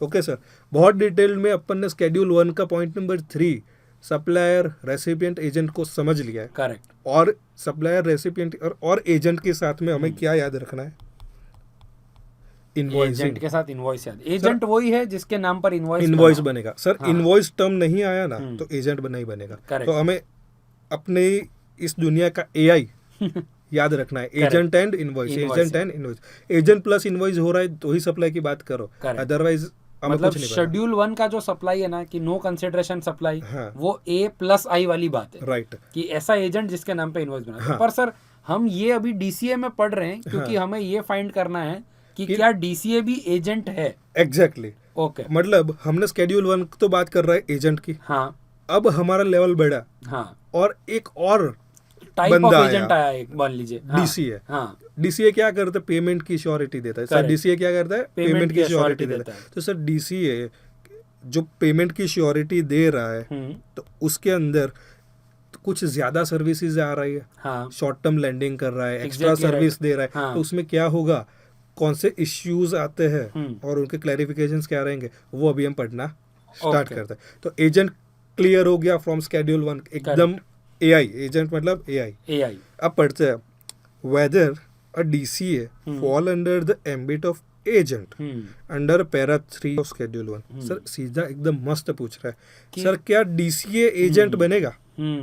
इसको गुजराती, हिंदी, मराठी जो लैंग्वेज आए ना इधर लिख दो कि क्या डीसीए एजेंट बनेगा। तो इसका आंसर देता है कि as already clarified by circular number this, whether or not DCA will fall under the ambit of agent depends upon the following scenario। बोला कि ऐसा होगा तो ऐसा होगा, नीचे सिनारियो पढ़ो और आंसर लो। ओके, तो सिनारियो पढ़ते हैं कि क्या DCA एजेंट बनेगा, DCA क्या एजेंट बनेगा, एजेंट बनेगा, वो डाउट डिपेंड करता है सिनेरियो के ओके। ऊपर। तो in case where the invoice, क्योंकि एजेंट बनने के लिए क्या जरूरी है, A+I इनवॉइस। हाँ, तो in case where the invoice for supply of goods is issued by a supplier to the customer। मतलब सर ये तो वो केस हो गया कि जिसमें एजेंट को इनवॉइस मिला ही नहीं, राइट, एजेंट इनवॉइस होल्डर बना ही नहीं, हाँ सीधा सप्लायर से कस्टमर को चले हाँ, तो मतलब ये एजेंट तो एजेंट नहीं बनता। एजेंट नहीं बनेगा। हाँ। एग्जैक्टली।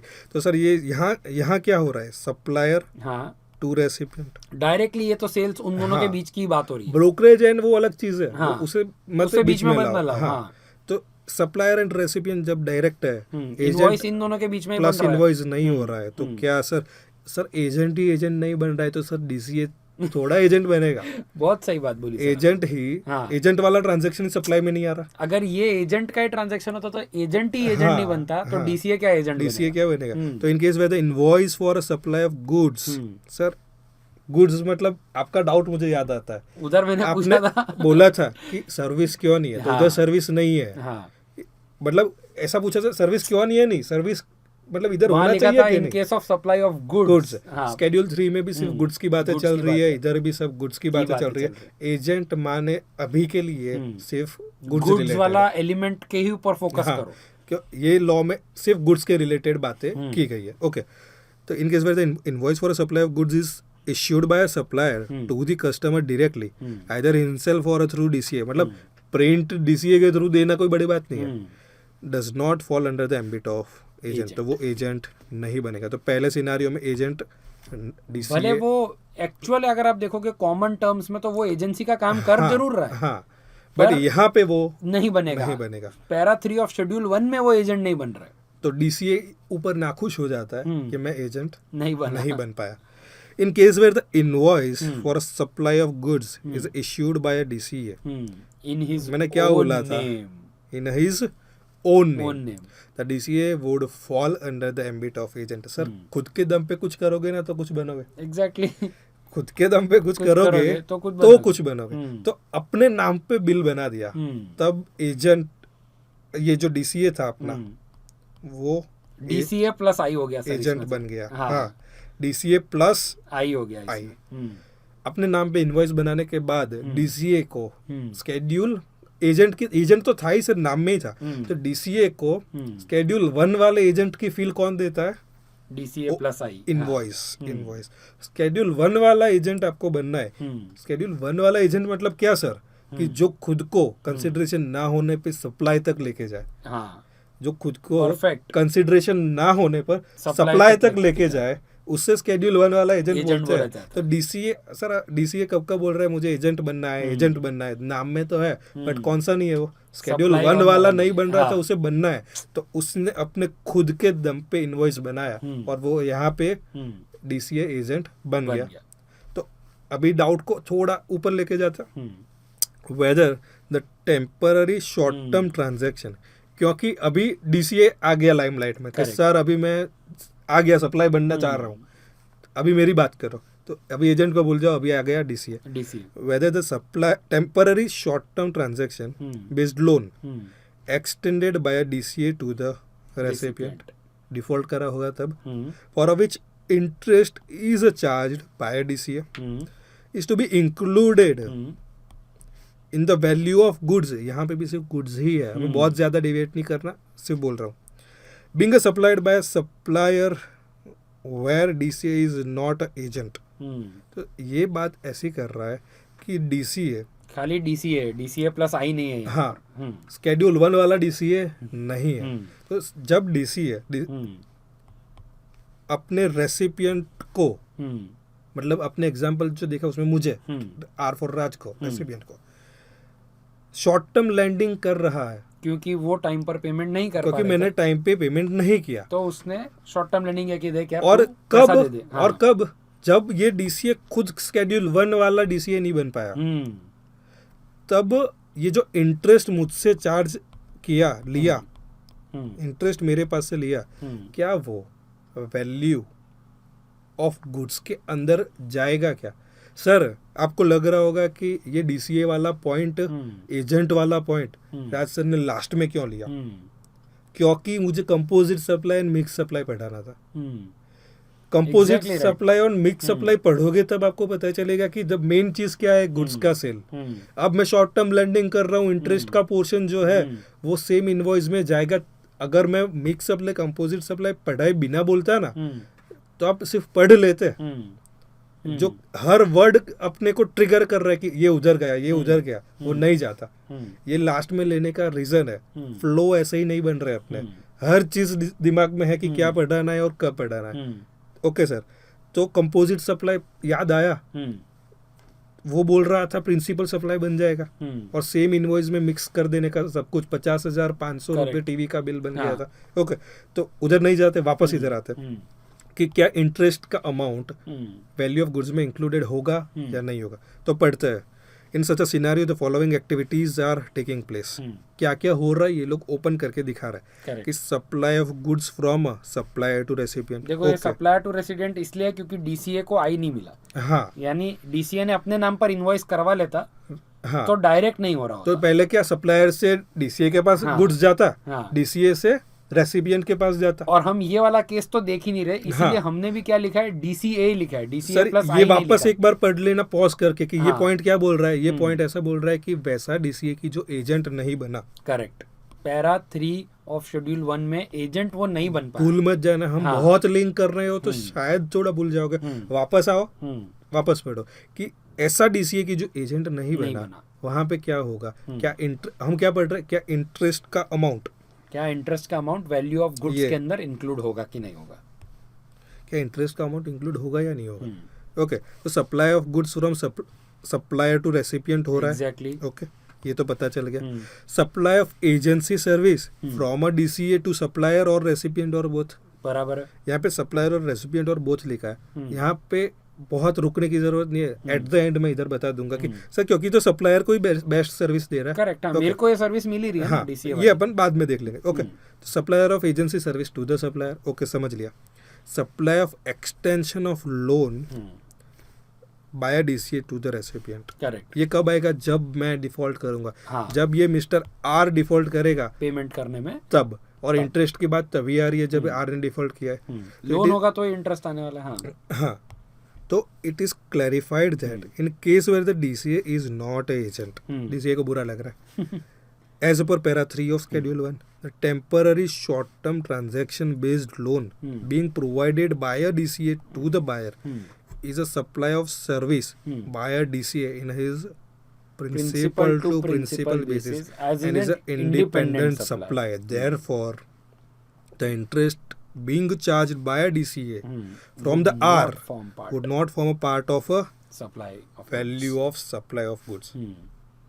सर कितना जबरदस्त थिंग है कि अगर DCA शेड्यूल 1 वाला DCA नहीं बना एंड जो आर से रेसिपिएंट से इंटरेस्ट लेगा, इंटरेस्ट क्यों लेगा, प्रिंसिपल बेसिस डिफॉल्ट करने पर जो शॉर्ट टर्म लेंडिंग किया उसके ऊपर, तो ये लोग बोल रहे हैं ये एक अलग सप्लाई मानो, क्योंकि मेन जो चीज क्या थी, मेन गुड्स का जो सेलिंग था वो है, और अगर गुड्स का इनवॉइस वही डायरेक्टली सप्लायर टू रेसिपिएंट, हाँ वही सप्लाई नहीं बन पाया फॉर एजेंट, तो ये जो एंसिलरी चीज को हम नहीं बनाएंगे, इसे अलग मानो, and this is the independent supply, principal to principal अलग चीज है। सो कंपोजिट सप्लाई याद करके उसे इंटरेस्ट को वैल्यू ऑफ गुड्स में इंक्लूड करने का सोचना भी मत। तो सर ये हमने जो पढ़ा ना बहुत टेक्निकल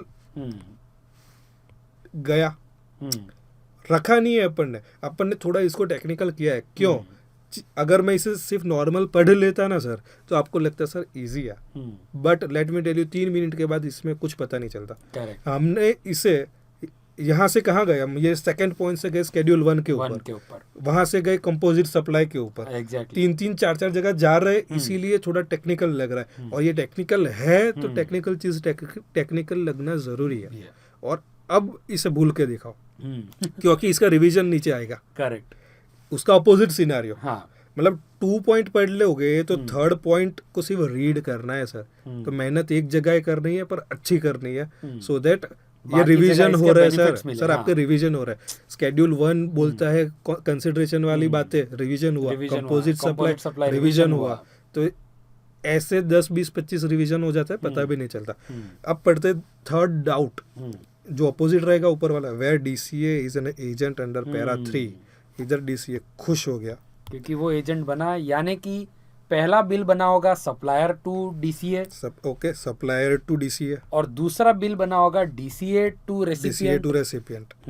ये एक बिल बना, ये दूसरा बिल बना, मतलब where DCA is an agent under para 3 and makes the payment to principal on a behalf of buyer and the interest charge to the buyer for a delayed payment along with the value of goods being supplied, whether the interest will form a part of value of supply. मतलब ऊपर जो बोला था ना वही वापस तो अभी भी वही है कि क्या एग्जैक्टली सब सेम है। ऊपर डीसीए नहीं बन रहा है तो क्या होगा वो पूछा, अब यहाँ पे डीसीए बना तो क्या होगा वो पूछ रहा है। तो पहली बात सोच लेंगे अपन तो कि ऊपर नहीं बना तो इधर बना, तो ऊपर इंटरेस्ट इंक्लूड नहीं हुआ तो इधर इंक्लूड हुआ, तो ये प्रूडेंस सही है। आंसर यही है, बट कैसे लिख रहे हैं ना ये लोग वो पढ़ता है। करेक्ट, इधर जो लिखा है ना सर ये पूरे में, मैं बोलता हूँ एक पेन एंड पेपर लेके इधर पॉज करो और खुद पूरा सिनेरियो जैसे इन लोगों ने लिखा था ना वो लिखो। 3-4 सिनेरियो जो हुए थे पहले में, वो सिनेरियो लिखना कि इसमें हो क्या रहा है ना वो लिखो। अगर चारों के चारों पॉइंट टिक आ रहे हैं ना तो खुद को शाबाशी दो। करेक्ट, क्योंकि अब जो पढ़ रहे हैं ना वो तो अपन ने ऊपर पढ़ लिया है, उसका अपन एक तरीके से एप्लीकेशन एक्सटेंडेड कर वर्जन सकते हैं है। अभी हाँ, हाँ तो पॉज करके एक एक्सरसाइज करना हो, पेपर नहीं लेना, मैं भी आलसी थोड़ा था, पेपर लेने वाला अच्छा नहीं लगता, आंख बंद करके सोचो हाँ कि कौन कौन सी चीजें आ सकती है। क्या ट्रांजैक्शंस कैसे हो हाँ, रहे हैं। तो अपन देखते हैं यहाँ से कि सर क्या हो रहा है, नीचे की एक्टिविटीज हो रही है ऐसा बोला। Okay, supply of goods buyer supplier to DCA. Sir अपन ने यश भाई ने अभी बोल दिया कि सप्लायर से डीसीए तक गया पहली एक्टिविटी। ये क्या है sir, further supply of goods buyer DCA to recipient आएगा टू द रेसिपिएंट। हाँ ये दूसरी बात जो यश भाई ने बोली थी, तो दो चीज तो अपन ने सही करेक्ट की थी। थर्ड पॉइंट क्या था, supply of agency service buyer DCA to the supplier correct और रेसिपिएंट और बोथ। ये तो ऊपर भी था, सब एजेंसी सर्विस दे रहा है तब तो एजेंट की बात कर रहा है, अदरवाइज तो ये करते हैं नहीं। ये चीज वापस है, extension of credit by DCA to the recipient. मतलब ऊपर जो बातें हो रही थी सब वही है, सिर्फ ये लेयर बढ़ गया। हाँ एक लेयर बढ़ गया, सही बात है सर। कि पहले तीन चीजें बोली थी इन लोगों ने, 1 2 3, ये दोनों सेम ही थे मोस्टली, लोन वाली सर्विस एजेंसी सर्विस। पर यहाँ पे क्या था, सप्लायर से रेसिपिएंट डायरेक्ट जा रहा था, यहाँ पे supplier to DCA and DCA to recipient. अपना ये वाला एग्जांपल आ जाएगा। ओके सर, तो ये चारों जिसने वैलिडेट किए खुद को पहले शाबाशी दे दो। करेक्ट। अब पढ़ते हैं क्या बोल रहे हैं, अब तो अपन ने आंसर तो पता ही है, सिर्फ पढ़ना है कि कैसे लिखना है। It is clarified that in case where the DCA is an agent under para 3 है। पैरा 3 वाला डिसीजन मतलब वो डीसीए, ये सर लिख देना आप डीसीए प्लस आई, वो डीसीए पहले तो डीसीए प्लस आई है, आई मत बोले तो इनवॉइस, बट अपने को अब अपनी मदर टंग में लिखना है कि सर वो डीसीए की जो खुद को बिना कंसिडरेशन सप्लाई बना पाएगा, बिना कंसिडरेशन वो खुद को सप्लाई तक लेके चला गया, वैसा डीसीए। और वो डीसीए कौन है, जो डीसीए प्लस आई बनता है। Okay, it is clarified that in case where the DCA is agent under para 3, the temporary short-term transaction based credit being provided by DCA to the buyer no longer retains its character of independent supply and is subsumed in the supply of goods। सिर्फ goods ही लिखा है by a DCA to the recipient। Sir इतना क्या बोल रहे हैं कि sir invoice खुद के नाम पे बनाना मतलब अपन रिस्पॉन्सिबल हो गए, मतलब जो कुछ भी मैं सर्विस दे रहा हूँ ना सब कलेक्टिवली एक ही चीज है। तो ये चीज भी समझना जरूरी है कि यहाँ पे क्या फील आ रहा है, कंपोजिट सप्लाई यहाँ पे आएगा। करेक्ट। मैं कंपोजिट सप्लाई जो बात कर रहे थे ना इधर आ गया, बाद में पढ़ते कि इट इज एम्फसाइज दैट, मतलब कंपोजिट सप्लाई मतलब ये जो इंटरेस्ट वाली बातें थी लोन वाली वो अपना कैरेक्टर घुमा देते हैं, वो उनका एग्जिस्टेंस खत्म होता है क्योंकि वो एंसिलरी बन रहा है। It is no longer principal to principal basis. Right, ठीक है, वो पैसा नहीं दे पा रहा तो मैं लोन देता हूँ, तू दे दे। इनवॉइस खुद पे बना है, मतलब पूरा ट्रांजैक्शन की जवाबदारी हमारी है। ओके, तो वहां पे जो इंटरेस्ट वाला पोर्शन है वो अपनी एंसिलरी हो जाएगा, बाकी सब ऊपर आ जाएगा। It is emphasized that the activity of extension of credit by a DCA to the recipient would not considered as a separate supply, as it is in the context of supply of goods। main जो चीज थी उसके साथ में है। It is further clarified that the value of a interest charge for a such a credit would be required to be included, plus होगा in the value of supply of goods by DCA to the recipient। तो sir कितना जबरदस्त level का circular है, बहुत बढ़िया sir. इससे एक बात मैं और एक्स्ट्रापोलेट करना चाहता हूँ। फॉर एग्जांपल चलो सर ये डीसीए वीसीए सब एक बार भूल जाते हैं, ऐसा सोचते हैं कि मैं सप्लायर हूँ और रिसिपिएंट है। राइट। मैंने अपना जब सेल्स बिल उसको बना के दिया, तो मैंने उसको बोला देख भाई 30 डेज में पेमेंट तू दे देना। राइट। अगर तू 30 डेज में पेमेंट नहीं देगा ना तो मैं तेरे से लेट पेमेंट चार्जेस लूंगा। राइट। हर रोज का 100 रुपए लूंगा जब तक तू पेमेंट नहीं करेगा तब तक का। मान लीजिए उसने 5 दिन बाद पैसे दिए, मतलब ये इंटरेस्ट एक तरीके से मैं उससे चार्ज कर रहा हूँ।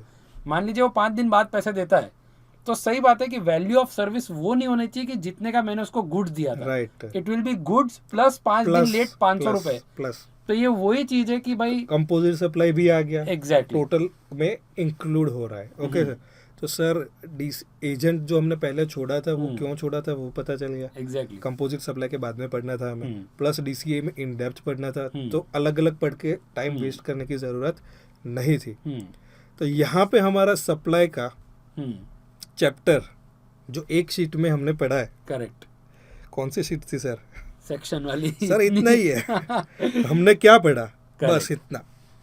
बट ये दिस निकाल इज दे। वेरी गुड कि हमने लाइक इतने में सोचो 5 days ऑफ एनालिसिस लगता है, 5 सर, days ऑफ स्टडी लगता है ये जो basically। डेप्थ में गए हैं, मैंने बोला था कि इसमें जाने की जरूरत है क्या, तो यस सर है, क्योंकि जहाँ पे exam आप में ये बेस आएगा बना ना, रहे हो ना सर, बेस बना रहे हो ना, supply charge place of supply में टाइम लगेगा। लेट मी टेल यू कि असेसमेंट प्रोसीजर जो टेक्निकल पार्ट है वो पढ़ोगे ना तो यूं जाएगा, यूं एक लेवल आज से 20-30% अपन आगे बढ़ जाएंगे ना, 40% में बोलता हूँ, 40% जीएसटी जब पढ़ लेंगे ना, तब ये एनालिसिस जो नीचे दिए होते हैं ना इंस्टीट्यूट के, वो पढ़ना नहीं पड़ेगा, लॉ से सीधा अंडरस्टैंडिंग सीधा दिमाग में जाएगा। और इसीलिए इधर टाइम दे रहा हूँ, मैंने जैसे स्टडी किया था वैसे ही करवा रहा हूँ।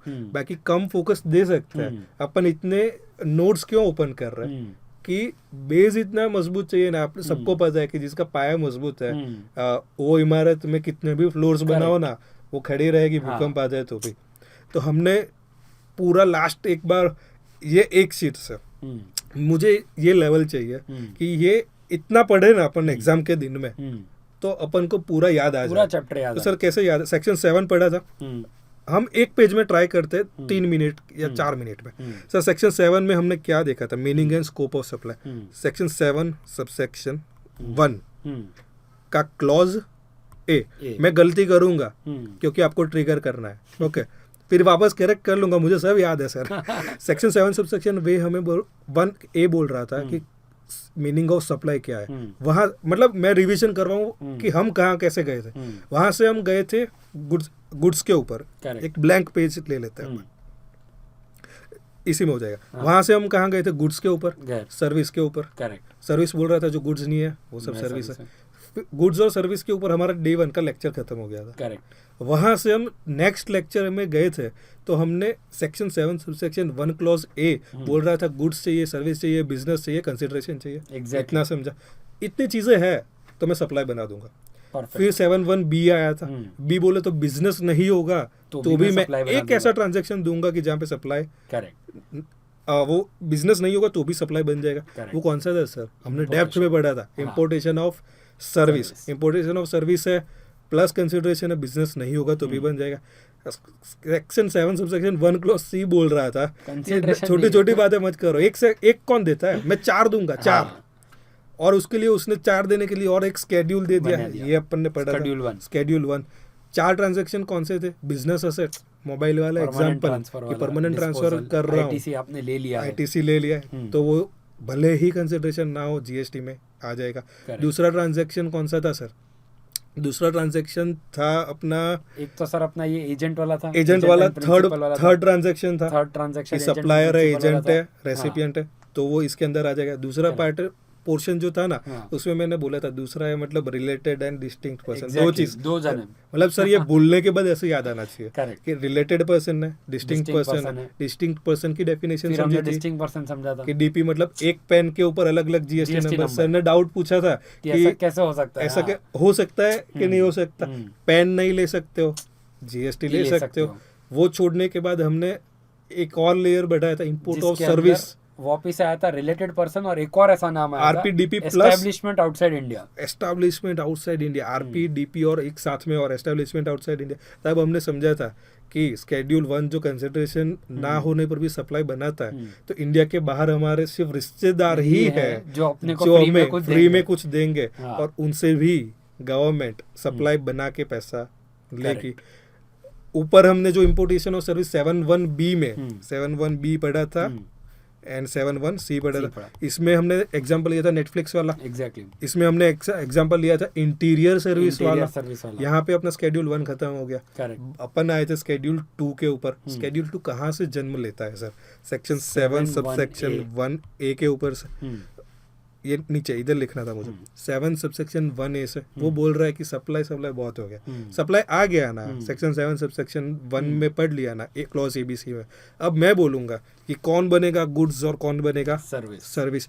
इन डेप्थ गए थे, कौन बनेगा गुड्स कौन बनेगा सर्विस। उसमें सबसे मैजिकल पॉइंट सर अपन ने देखे थे works contract and restaurant services in depth में बढ़ा था।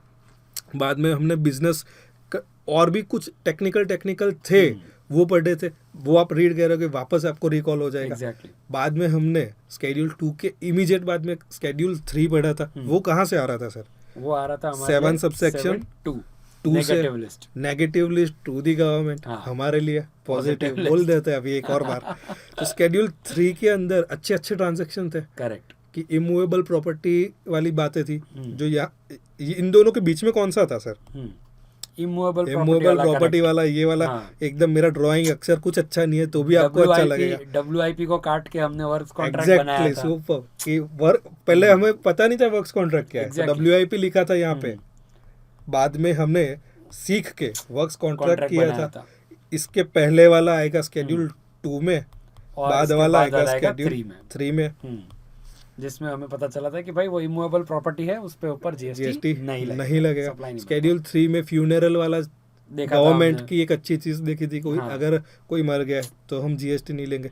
उन्होंने बोला था कि भाई पंचायत वाला है, MPA MLA उनसे नहीं लेंगे। बहुत सारे पॉलिटिशियन रिलेटेड पॉइंट्स थे। हाँ, कि उन सबके पास से GST नहीं लेंगे। बाद में एक और भी बोला था कोर्ट एंड ट्रिब्यूनल से GST नहीं लेंगे। कंज्यूमर रिड्रेसल वाला एक था कि क्या उसको कोर्ट मानना है कि नहीं मानना है, तो उसका कैरेक्टर ट्रिब्यूनल जैसा है तो उसको कवर्ड अप किया था।